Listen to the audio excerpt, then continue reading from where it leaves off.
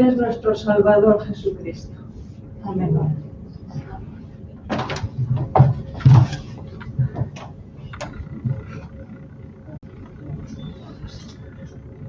Gloria a Dios. Bien, en esta mañana vamos a seguir alabando y glorificando al Señor. Y ahora con su palabra también es un momento en el que podemos glorificarle al recibir y al escuchar su palabra.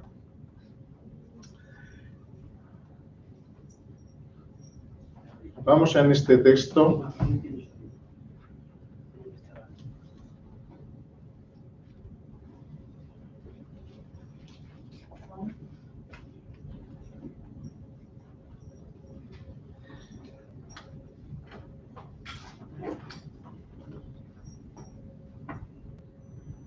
Cuando leemos la palabra encontramos que hay dos hechos tremendos en la historia de la humanidad por encima de otros, por encima de cualquier otro.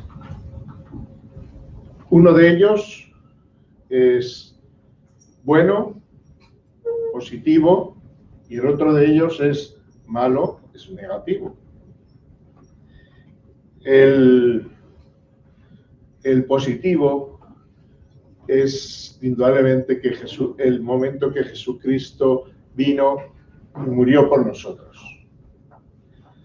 El negativo es precisamente el momento en el que nuestros antepasados, Adán, Eva, cayeron en pecado. En el momento en el que ellos caen en pecado hay un cambio muy radical que trata de configurarlo la Biblia, la palabra de Dios con la palabra, y trata de explicárnoslo, de decirnos cómo fue que ocurrió, ¿no? Sabemos que cayeron en pecado. Dios les había dicho que no hicieran algo y lo hicieron. Bien, pero hoy nos vamos a centrar, creo que alguna vez ya he hablado sobre este tema, nos vamos a centrar en 4 preguntas que hace Dios en ese triste momento en el que han caído en el pecado Adán y Eva. Una de ellas ya la encontramos aquí, en Génesis, en el capítulo 3 y en el verso 9.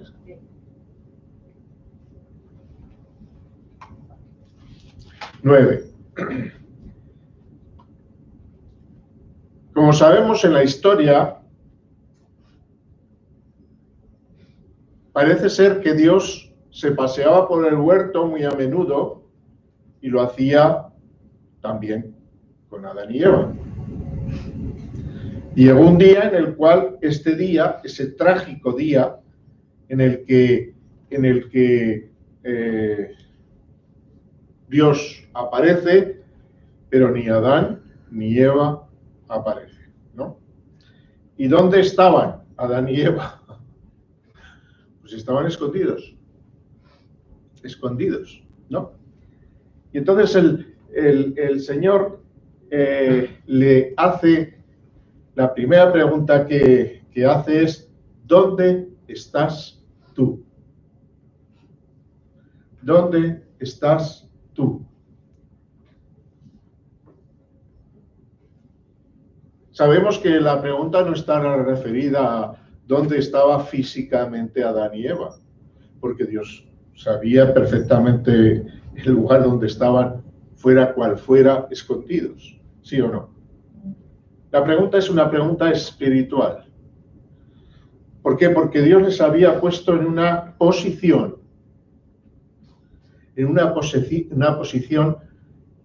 no solo física, sino sobre todo espiritual. Y esa posición espiritual es la que, al perderla, hizo que se escondiera. Fijaos que lo que dice es, después dice en el verso, dice, y él respondió, no está aquí, y él respondió, oí tu voz en el huerto, tuve ¿qué? Miedo. Miedo de Dios. ¿Cuándo se tiene miedo de Dios? Cuando uno no está en su voluntad. Por eso el mundo tiene miedo de Dios. El cristiano tiene temor de Dios, y aquí está la gran diferencia. No es lo mismo el temor de Dios que el miedo a Dios.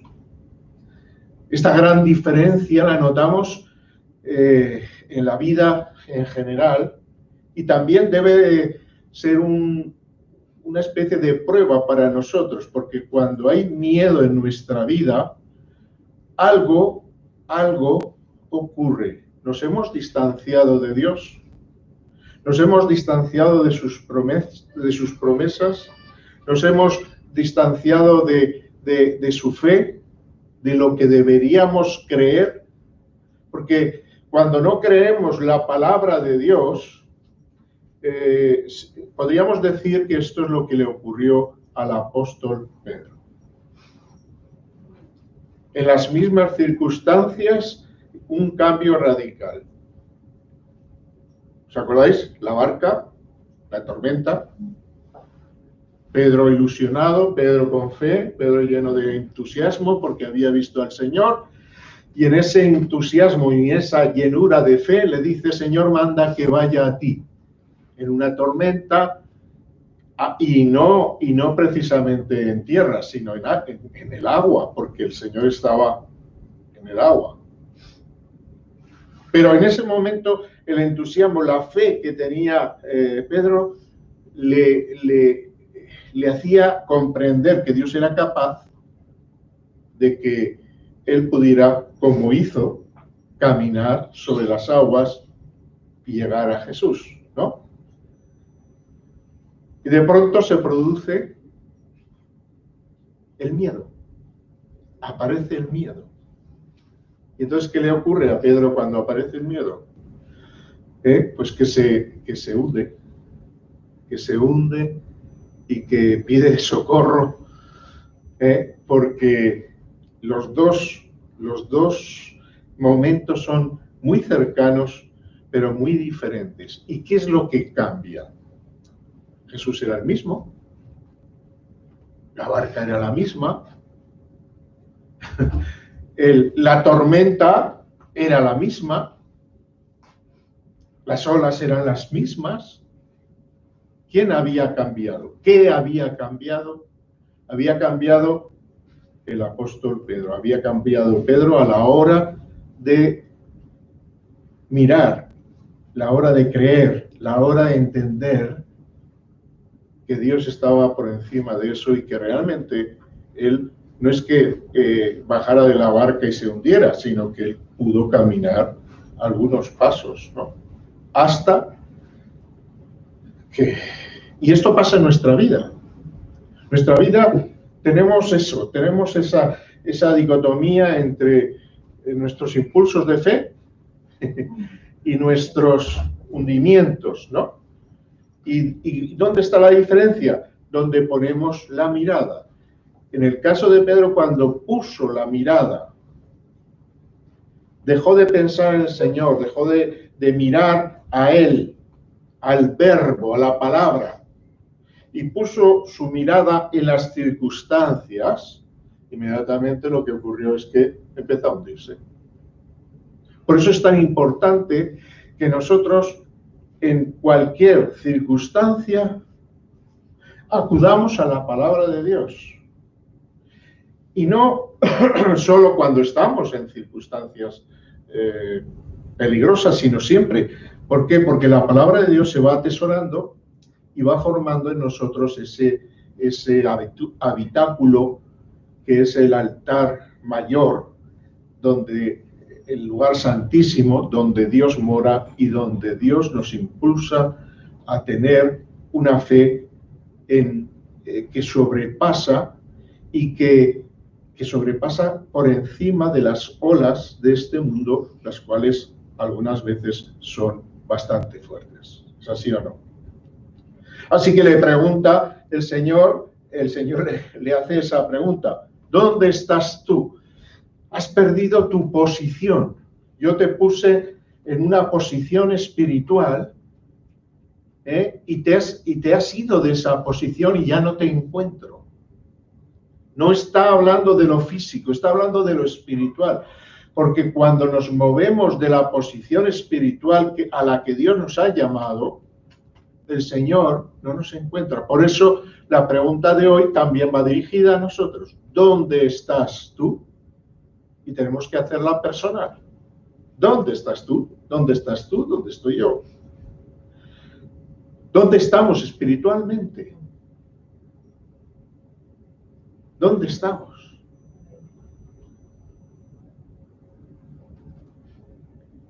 Es una necesidad constante el revisar cuál es nuestra posición. ¿Dónde es que nos encontramos? Si es el lugar donde Dios quiere que esté.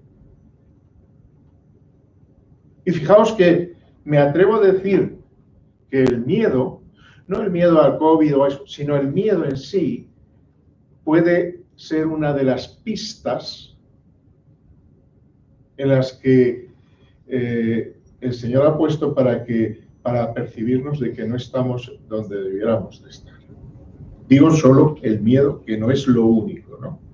Así que la primera pregunta que le hace el Señor es: ¿dónde estás tú? Y él dice: oí tu voz. Fijaos bien, la palabra de Dios nos dice, y Jesús lo revela así, que los suyos, los que le conocen, dice que reconocen su voz.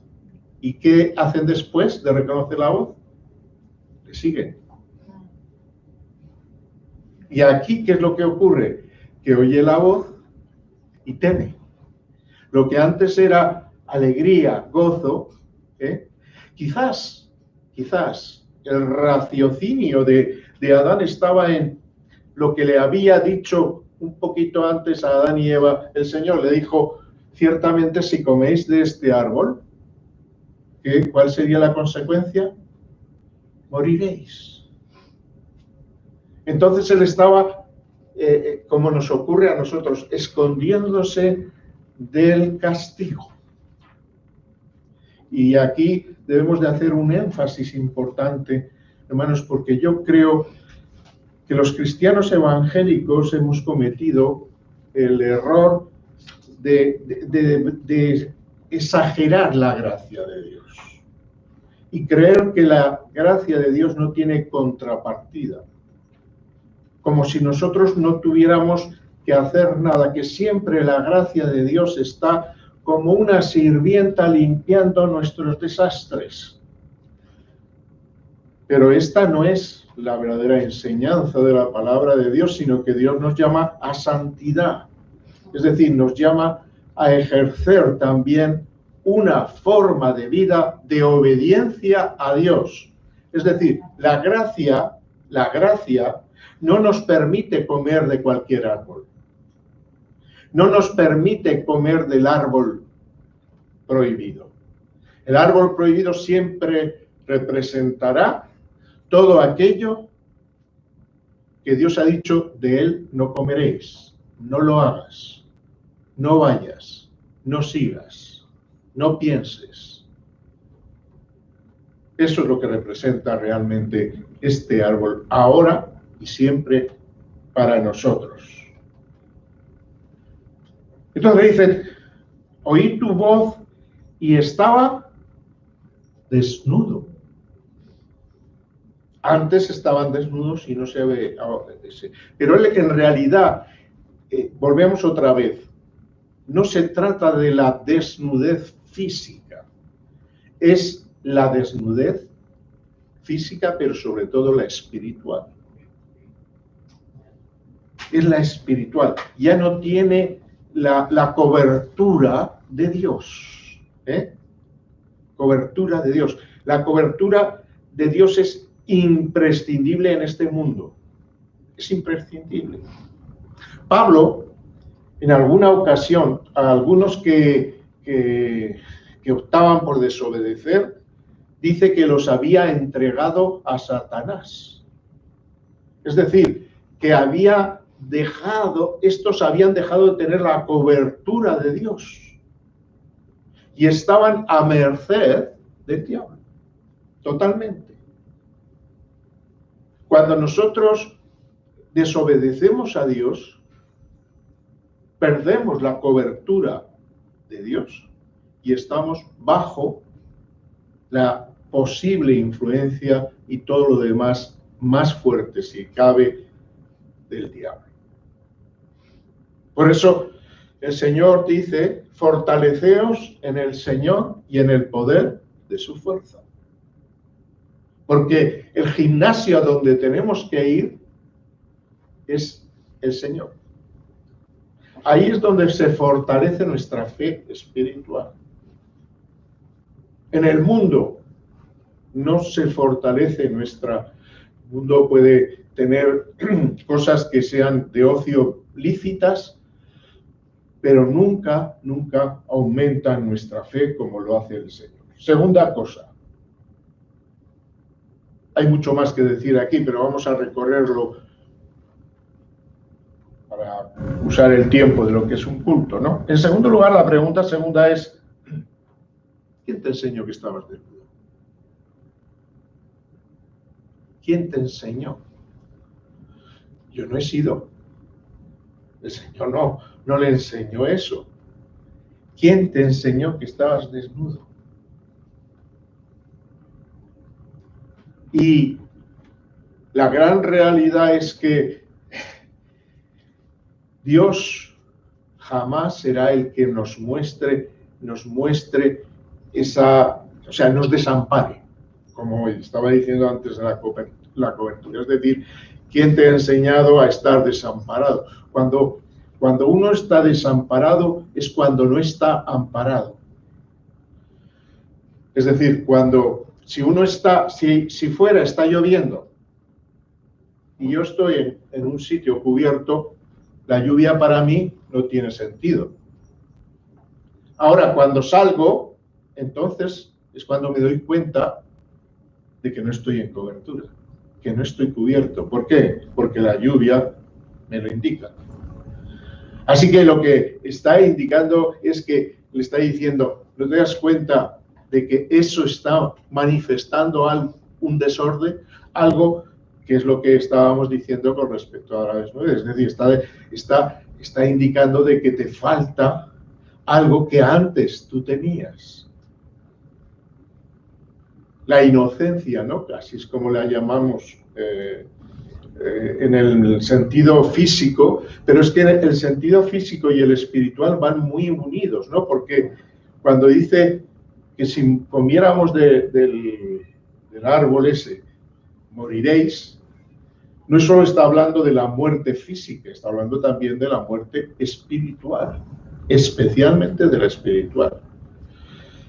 Por lo cual, ambas están entretejidas en este momento en el cual Adán y Eva no estaban como nosotros ya conscientes de que nacemos ya en esa particularidad que es el pecado, sino que ellos estaban en una condición muy diferente, condición espiritual, que es lo que se asemeja ahora a nuestra condición en la cual Cristo nos ha hecho ¿qué?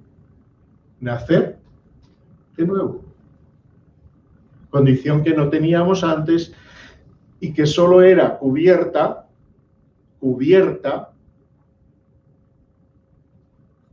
por medio de sacrificio de animales, que comienza precisamente aquí en el huerto de cuando el Señor les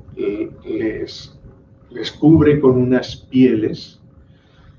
Después, porque lógicamente para obtener esas pieles hubo que matar a algún animal, lo que representaría ese cordero que muere por nosotros y que cubre todas nuestras necesidades descubiertas por el pecado delante de Dios. Dice la palabra de Dios que delante de Dios no se justificará ningún ser humano, ¿no? Es decir, nadie va a poder taparse delante de Dios.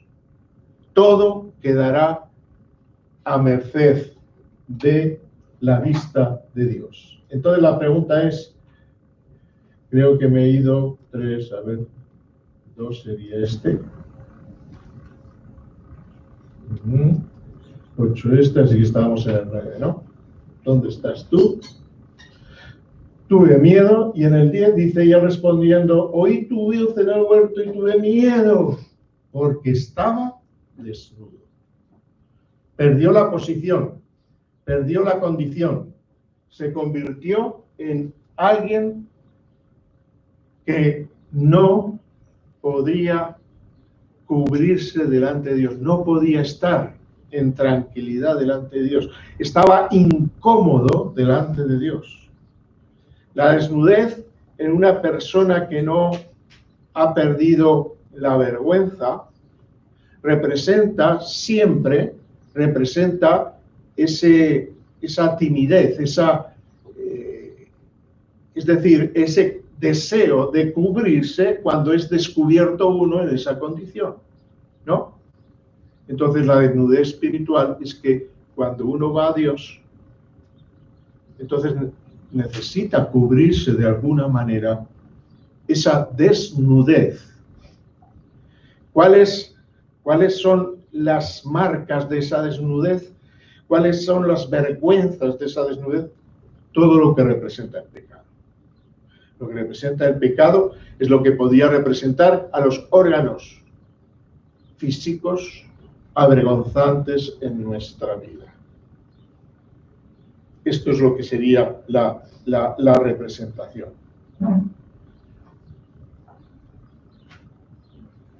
Le pregunta otra pregunta, seguida.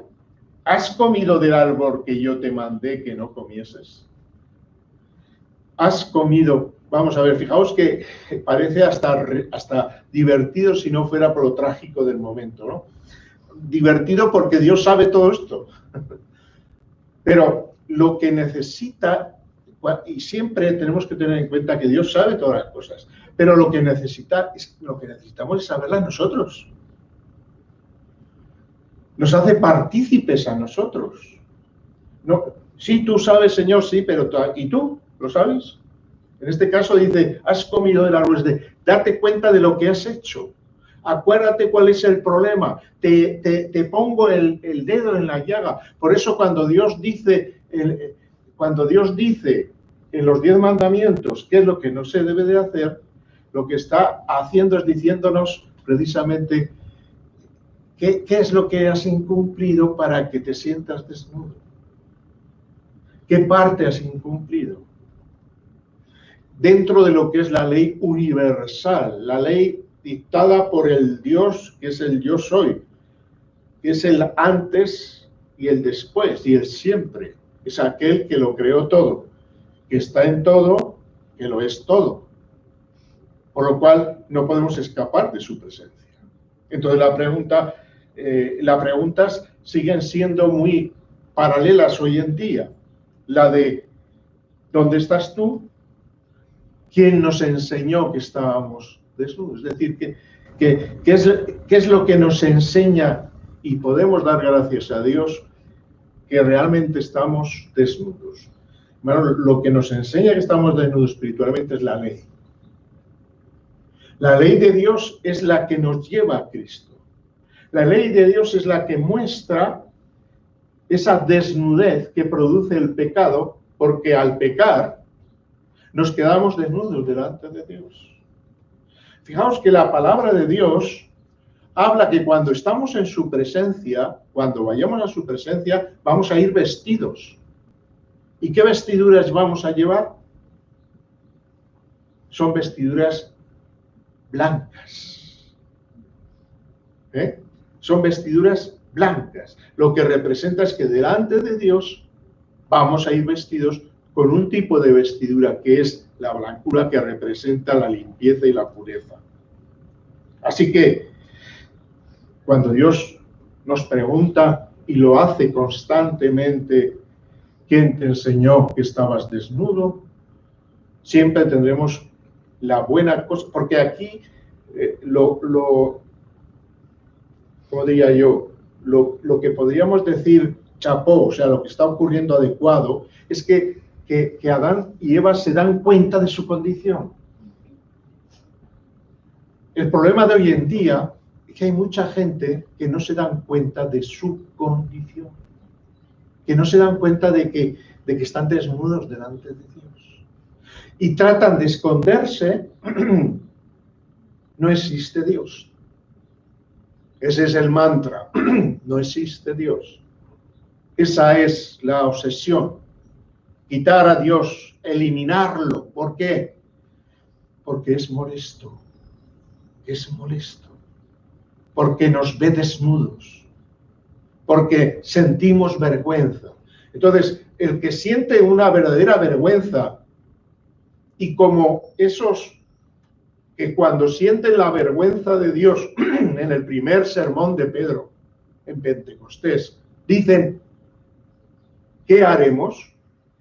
Ellos lo que están en ese momento, lo que están es diciendo realmente me veo desnudo, pero ¿qué me va a cubrir delante de Dios? Es judíos que estaban acostumbrados a cubrirse, entre comillas, con esa cobertura provisional que Dios había puesto en los sacrificios de animales, pero que convencidos por el Espíritu Santo, entonces se dan cuenta de que esa cobertura no es suficiente y que hay algo más. Y por eso se dice, varones hermanos, ¿qué haremos después de ese gran discurso del apóstol Pedro? Donde presenta a Jesucristo como el Cordero que es llevado al altar y sacrificado al altar de la cruz. Entonces, ellos convencidos, los que fueron convencidos, los que fueron convencidos por el Espíritu Santo, dijeron, varones hermanos, ¿qué haremos? Así que la condición de descubrir nuestra vergüenza representa espiritualmente descubrir que estamos desnudos pero delante de Dios y que necesitamos cobertura. Tanto los que no son creyentes como los que somos. Y recordar, hermanos, que la gracia es a veces demasiado manipulada por nosotros. O sea, estamos ya, no, Cristo ya murió por mí, ya lo ha hecho todo. Eso, en mi conciencia, lo que dice es libertad. No, perdón, libertinaje. Estoy libre, puedo hacer lo que quiera porque después ahí está el Señor cubriéndome otra vez mi desnudez. Por eso, ¿quién te enseñó? Estabas desnudo. Ojalá que no perdamos esa vergüenza que hoy en día se pierde, ¿no? Esa vergüenza. Yo me acuerdo que hace años estuve con mi esposa allá en Gran Canaria. Venía también mi suegra y mi cuñado. Estábamos esperándolos allí. Y fue, bueno, era una tarde así buena. Y dijimos, vamos a pasear. Y nos fuimos a pasear, como siempre nos ha gustado, por la playa. Andando. Y de pronto yo miro para adentro y digo, oye, aquellos no están en pelotas, o sea, perdona, desnudos. Y me dice, bueno, pues yo creo que sí. Bueno, y seguimos caminando porque yo no me lo creía, pero ya cuando estaba uno cerca, realmente debía ser una playa nudista. Os puedo asegurar que mi sentimiento de vergüenza era mío, yo iba vestido. Y yo me sentía avergonzado, no sabía dónde mirar. Dimos la vuelta y nos fuimos. En cambio, ellos no se sentían, en ningún momento ellos corrieron y dijeron, ¡oh, qué va! No. ¿Por qué? Se habían acostumbrado. Eso es lo que ocurre cuando uno se acostumbra al pecado, una y otra vez. No hace caso a lo que Dios dice, no hace caso a esa pregunta, ¿quién te ha enseñado? Entonces el que nos enseña, que es la conciencia, que es la ley de Dios, escrita en nuestros corazones, es la que poco a poco va muriendo y va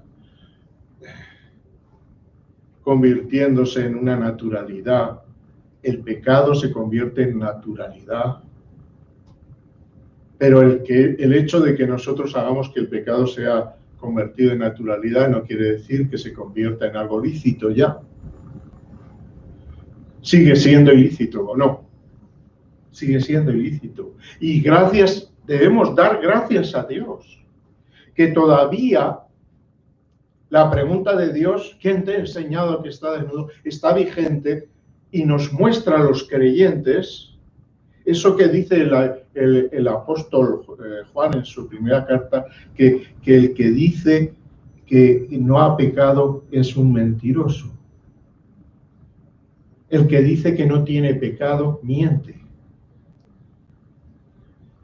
Ese es el peor resultado que puede haber en la vida de una persona. Y es que se acostumbre tanto al pecado que al pecado le llame normalidad. Y esto ocurre. Y cuando vamos a la palabra de Dios, vemos que el mismo pueblo de Dios cayó en este error. Llegó un momento en que ya llamaban a ciertas cosas que eran pecado, les llamaban como que no eran pecado. Por eso cuando el pueblo de Dios regresa del cautiverio, en uno de los regresos del cautiverio, con Esdras, con Nehemías, y se produce tal avivamiento que ojalá se repitiera muchas veces, donde el pueblo, donde es descubierta la ley, donde es leída a todo el pueblo y donde el pueblo compungido al escuchar nuevamente la ley en toda su pureza y ser desnudado por ella, entonces se compugen, se empiezan a llorar desde el mayor hasta el más pequeño y quieren buscar una solución. Esta es la gran realidad. Las cosas de Dios son buenas. Lo que la gente no le molesta todo que sea ley de Dios. ¿Por qué? Porque los pone en desnudez. Y ojalá nosotros como cristianos nunca nos llegue esto. Y fijaos bien que el diablo tiene muchas formas de hacerlo.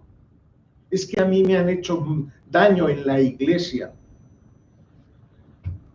Por tanto, ya como que el desnudar, es decir, pecar, no está mal. Bueno, Dios va a juzgar a cada uno, pero cada uno debe preocuparse por sí mismo. ¿Es así o no? Yo tengo que cubrirme, me haga daño quien me haga, diga lo que diga, sean unos mentirosos los líderes religiosos, los pastores, los religiosos en general. Cuidado, hasta el Señor les dice en este caso, ¿no?, llegando a extremos, les dice a los de entonces, haced lo que os dicen y no hagáis lo que hacen. No les dice dejadlo, marcharos, iros corriendo. No, él vino precisamente para decir, habéis oído que fue dicho, pero yo os digo, porque él vino a establecer la verdadera ley y a vestir a los desnudos.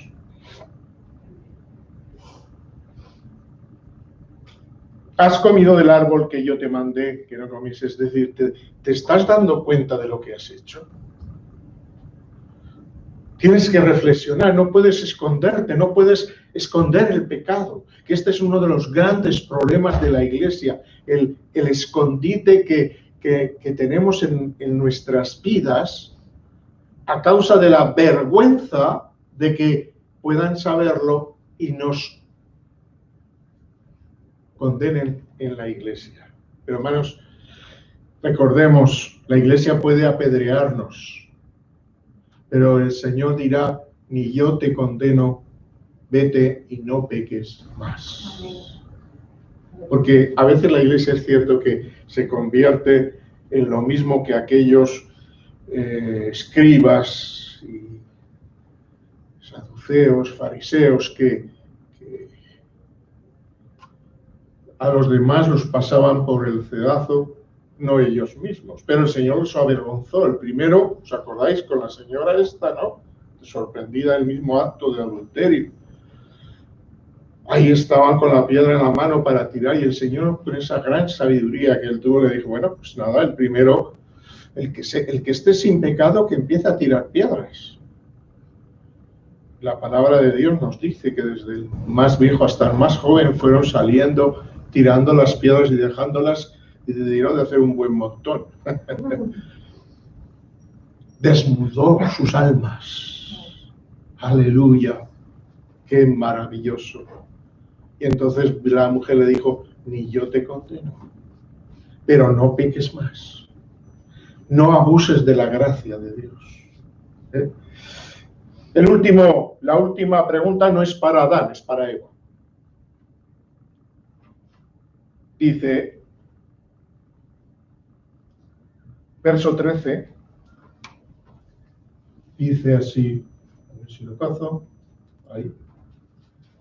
Entonces Jehová Dios dijo a la mujer, ¿qué es lo que has hecho? Bueno, obviamos aquí un poco el tema de la responsabilidad, no estamos hablando ahora de eso. Es decir, Adán, ¿qué es lo que has hecho? La mujer es la que me ha hecho. Eva, ¿qué es lo que has hecho? La serpiente. Vamos a obviar esto. Estamos centrándonos en lo que son las preguntas que el Señor hizo y que de alguna manera nos está haciendo constantemente a nosotros para nuestro bien, porque en realidad Él ya sabía todo lo que había ocurrido, pero lo que estaba haciendo es que participaran tanto Adán y Eva conscientemente, después de haber caído, en una forma de liberarse. Porque si ellos no se daban cuenta de lo que estaba ocurriendo y ponían manos en el asunto, no se podía hacer nada. No se puede ir echando las culpas a uno y a otro, ¿no? Entonces dice, ¿qué es lo que has hecho? ¿Qué es lo que has hecho? Esto es importante. Es decir, no podemos decir, si no he hecho nada, si todo el mundo lo hace, porque ahora hoy en día es así. Pero si es tan bueno, te bebes un litro de morapio y está buenísimo. Pero luego no hay que te tenga derecho. Te vas, el morapio vino. Quiero decir que el pecado, como bien aprendió Moisés, y lo dice en la palabra de Dios, ahí donde están los testigos, él dice que en lugar de elegir seguir con los egipcios y en las delicias del pecado, el pecado está preparado de tal manera que es delicioso en su principio generalmente. ¿Por qué? Porque si quemara nadie lo haría. Entonces, sabiendo que el pecado no quema de pronto, sino a la larga, debemos de tener cuidado de sus efectos, ¿verdad? ¿Qué has hecho? Hay que reconocerlo. No puedes decir que lo ha hecho otro, que tiene la culpa el otro, que no. ¿Qué has hecho tú? ¿Qué es lo que has hecho? Confiesa lo que has hecho. Por eso es tan importante el arrepentimiento y la confesión delante de Dios en una práctica verdadera. Hermanos, no se trata de decir una vez al año y ya está, no. Debe de ser algo continuo. Cada día debemos de ir delante de Dios y decir, Señor, en este día, ¿cómo han ido las cosas? Quizás nos pregunta el Señor, ¿qué has hecho en este día? ¿Qué has hecho? Y esto nos lleva a preguntarnos, he hecho lo que no debiera de hacer. Y esta es la contrapartida, es decir, estoy haciendo lo correcto, estoy haciendo lo que tengo que hacer, porque la palabra de Dios dice que cuando sé hacer lo que tengo que hacer y no lo hago, entonces peco. Cuando debo de hacer, es decir, cuando lo que se hace, pero no es solo en pecar, no, es porque ya estamos en la casa de Dios. Y en la casa de Dios, fijaos bien, que el Señor nos lo muestra con parábolas de muchas maneras. Muestra pecado, Caín mató a Abel, eso es una acción de pecado, ¿no? Pero Dios habla, por ejemplo, de dos hijos y le dice a uno de los hijos, oye, por favor, ve y haz esto y aquello de más allá. Y el otro dice, no me da la gana, no quiero. Ah, vale. Al segundo hijo le dijo, oye, por favor, vas y haces esto. Sí, voy. Pero va, sale por la puerta y no lo hace. Entonces, quiere decir que Dios se ocupa también en los hechos. Luego el primero es el que vuelve y dice, bueno, esto no es así. En la casa de Dios hay cosas que hacer. Imaginaos en una familia, a veces en las familias grandes, sobre todo, esto lo tienen muy asimilado. Familias donde ha habido muchos hijos, cada uno tiene una misión, desde el pequeño hasta más grande. No pueden estar contemplando a unos y a otros, porque si no, no llegarían los padres. Entonces, cada uno de ellos tiene una misión. Cada uno tendrá una misión de acuerdo a su capacidad, a su tamaño. Pequeñito, pues hará cosas que sean de acuerdo a su edad. Y así sucesivamente en la escala. Cuando le dice la mamá al mayor, a la mayor de 18 años, al mayor o a la mayor le dice, por favor, córtame lo que sea. Le dice, ¿por qué no se lo dices al pequeño?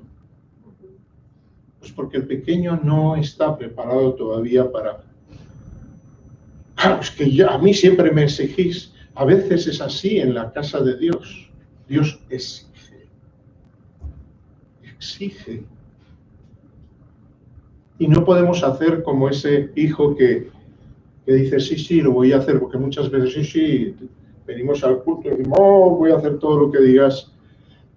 Pero luego vamos y nos olvidamos. Así que has hecho lo que tenías que hacer. Estás haciendo lo que tienes que hacer dentro de la casa de Dios. Es porque, hermanos, no es solo en el cielo, es que es ahora en la tierra donde tenemos cosas que hacer. La iglesia hoy en día, debido a que la tierra es muy grande, está fragmentada en iglesias más pequeñas que conforman la iglesia de Dios. Y dentro de esa iglesia pequeñas tenemos la responsabilidad, si estamos en ellas, de hacer lo que tenemos que hacer en la casa de Dios de acuerdo a nuestra capacidad. Porque jamás Dios nos pedirá. Acordaos lo que el otro día vimos, ¿no? Los talentos, el uno 5, el otro 2, el otro 1, y al uno le dice, lo he guardado, aquí lo tienes, lleno de tierra, pero aquí lo tienes. Entonces el Señor dice, ¿por qué no lo has entregado a los bancarios? Es decir, que a veces nosotros no podemos hacer cosas, pero otros pueden hacerla y nosotros podemos apoyar. Nosotros podemos apoyar a esos otros para que hagan lo que nosotros no podemos hacer. Y está así hecha la iglesia. Y así es cuando la iglesia ha funcionado, así ha ido, ¿no? Entonces la pregunta de la mujer es, ¿qué es lo que has hecho? Primero, reconocimiento, me he equivocado, he pecado contra ti, Señor. Sería lo correcto, ¿no? Pecado, he hecho lo correcto, he comido de lo que me dijiste que no comiera, me arrepiento de verdad, me arrepiento. Eso sería lo correcto. No he hecho lo que debía. Fijaos que era fácil lo que tenían que hacer. No tenían que hacer otra cosa que, negativa y evitar la negativa que era el comer de carne. Era lo único. Y si en eso cayeron, fijaos ahora nosotros que tenemos un tío vivo de oportunidades para caer.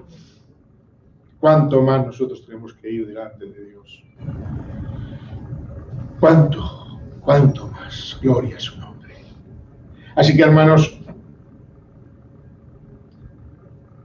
ojo, la serpiente también se lleva lo suyo. Pero bueno, las 4 preguntas que quería llevar es hoy. O sea, la primera es, ¿dónde estás? ¿Quién te ha enseñado que estás desnudo? ¿Has comido de aquello que te dije que no debías de comer? Y a la mujer, ¿qué has hecho? ¿Qué has hecho? Qué preguntas más buenas para hacer un análisis de nuestra propia vida, ¿no?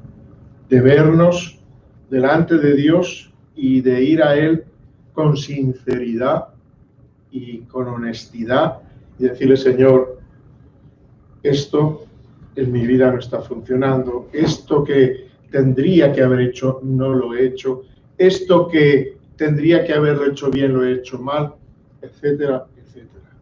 ¿Para qué? Para no estar desnudos delante del Señor, para volvernos a pasear con Él, para volver a tener una comunión con Él. Porque lo más bello es esa comunión con Dios. No lo dice, pero yo estoy seguro que Adán y Eva echaron mucho de menos esos momentos de la presencia de Dios.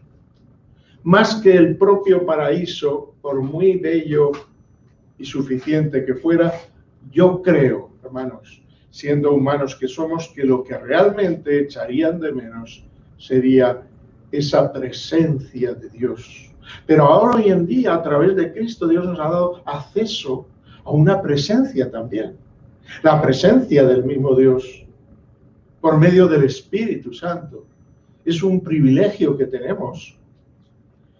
Pero la Biblia nos enseña también que al Espíritu Santo se le puede entristecer, que al Espíritu Santo se le puede apagar.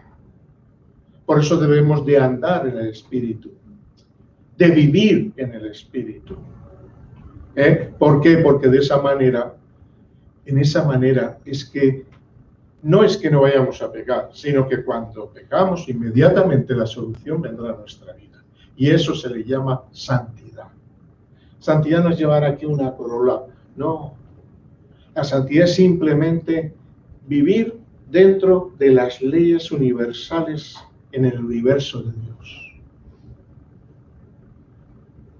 Esas leyes son para bien, igual que la ley de la gravedad es para bien conocerla y saber los problemas que trae por no temerla, así tiene que ser la ley de todo aquello que nos aparta de lo espiritual. Así que, hermanos, Dios nos ayude. Dios nos ayude. La tristeza es, yo supongo que cuando el Señor sacó a Adán y Eva de él, también él estuvo muy triste. Él estuvo muy triste, ¿verdad? Pero no tan triste como para entender que había fallado. Es una forma de humanizar a Dios, sino su tristeza estaba mirando a Jesucristo. Ese momento en el cual Cristo iba a redimir, iba a hacer lo que Adán no pudo hacer. Y ese nuevo Adán es el que nosotros tenemos a nuestra disposición para amarle y obedecerle. Pero las preguntas del Señor siguen vigentes. Puestos en pie.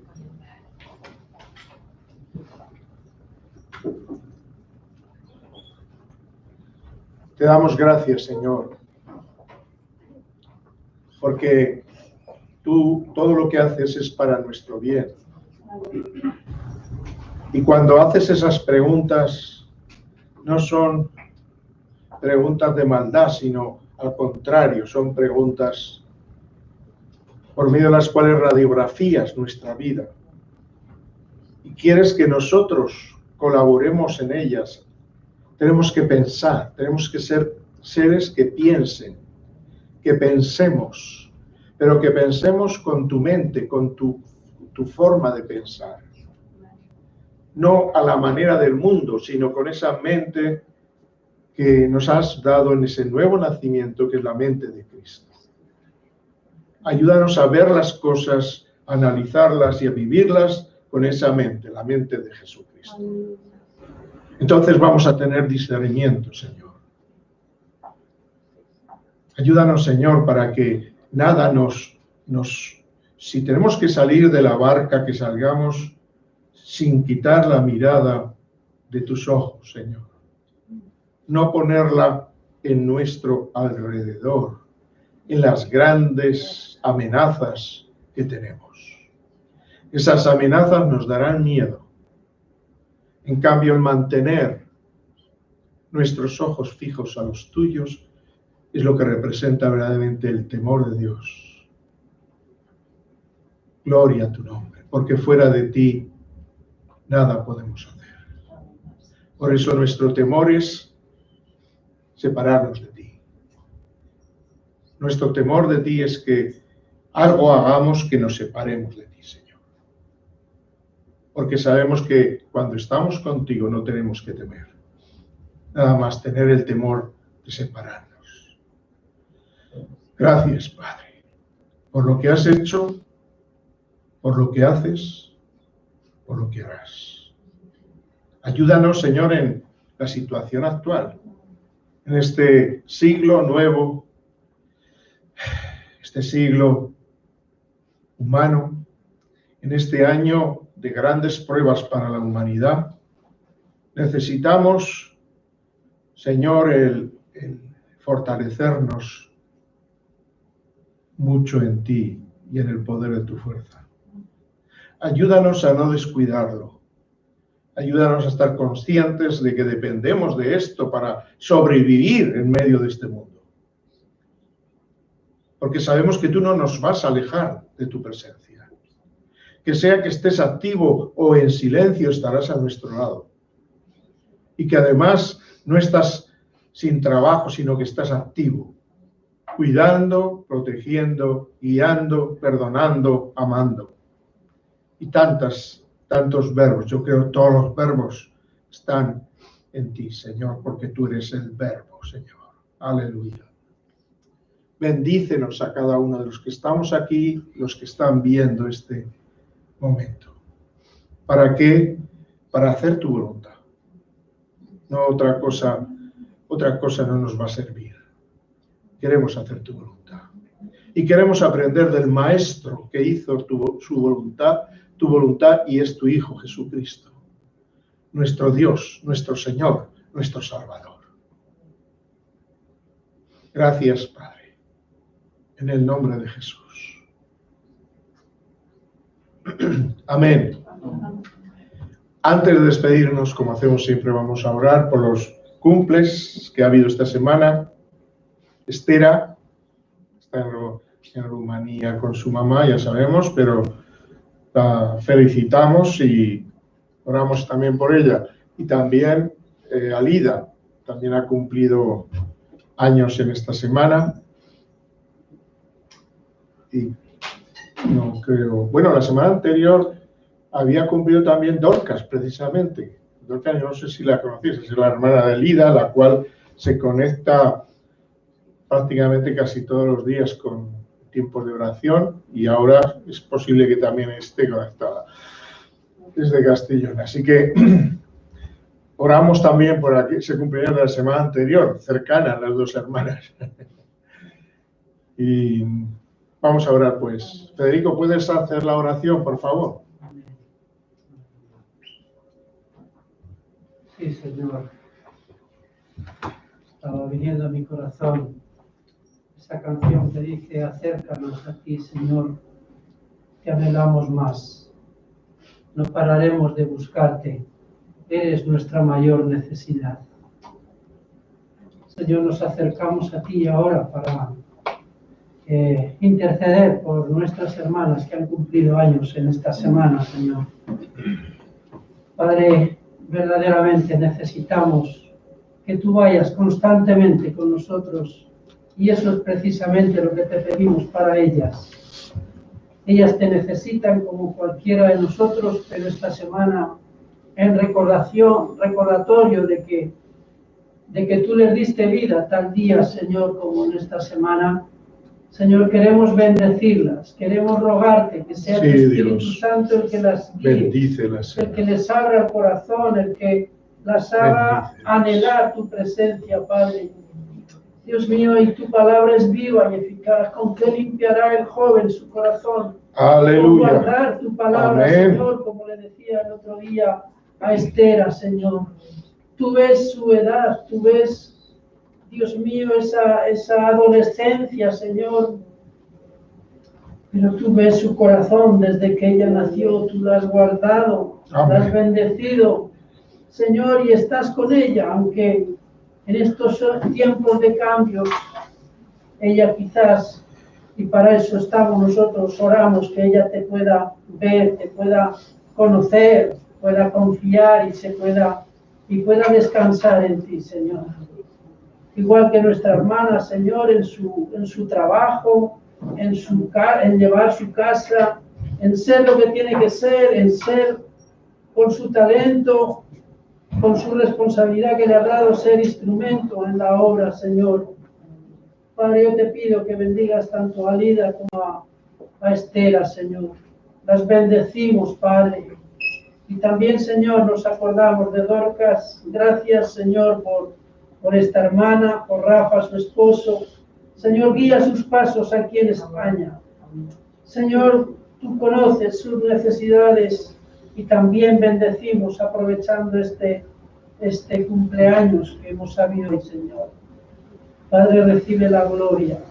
No pararemos de buscarte. Eres nuestra mayor necesidad. Anhelamos tu presencia. Anhelamos tu presencia, Señor, cada día, Señor. En el nombre de Jesús. Amén. Amén. Y te damos gracias, Señor, porque tu mano está en medio de esta pandemia y está cubriendo a tus hijos, Señor. Está cubriendo a muchos, incluso personas que no te creen en ti, Señor. Y queremos dar las gracias por esa cobertura, aunque los demás no lo den. Y aquellos que permites que se contaminen, ten misericordia, Señor. Ten misericordia.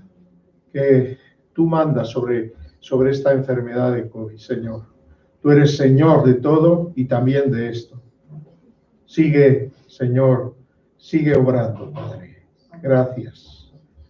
Despedimos este tiempo, pero solo este tiempo. No queremos despedirnos de ti porque queremos, ya no en el paraíso, pero donde estemos, con tu presencia. Pasearnos contigo, andar contigo, dormir contigo, vivir contigo, Señor. Comer contigo, soñar contigo, orar contigo, llorar contigo, amar contigo, bendecir contigo, hacer todo para tu gloria. En el nombre de Jesucristo. Amén. Que Dios los bendiga a todos, que lo hará. Hola. ¿Cómo está? Bien.